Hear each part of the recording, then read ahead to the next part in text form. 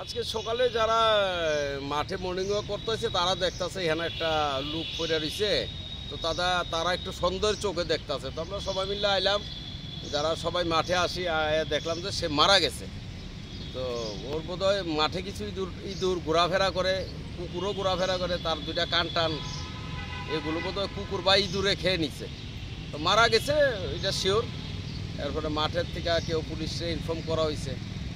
ওর আমার যতটুকু জানা আছে ওর বাড়ি বরজলা স্কুলের কাছাকাছি কোথাও।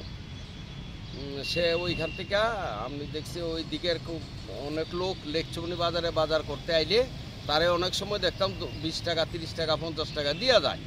সে ববগরের মতো লেকচুমনিতে ঘুরে এইখানে পড়ে থাকে, এখানে মাল খায়, রাত্রেবেলা ওই দোকানে বারিন্দাত ঘুমায়।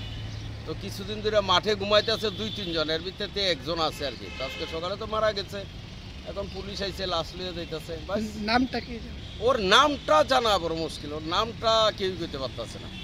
কিন্তু বাড়ি বরজলা স্কুলের পাশে একটা মণিপুরি বস্তি আছে, ওইখানে তার বাড়ি, এতটুকু আমি জানি। ঠিক আছে। ঘটনাটা কি হয়েছে? আজকে সকালে অনুমান 9:30টার সময় আমাদের কাছে খবর আছে যে আস্তাবল গ্রাউন্ডে একটা আননোন ডেড বডি পড়ে রয়েছে। অ্যাকর্ডিংলি আমরা ঘটনাস্থলে আসি, এসে দেখতে পাই একটা অপরিচিত ব্যক্তির মৃতদেহ এখানে পড়ে রয়েছে।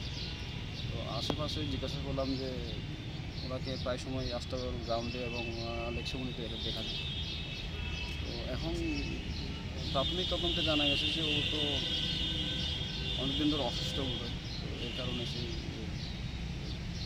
নাম টান তো কিছু না, ওনার নাম তো পরিচয় জানা যায় না।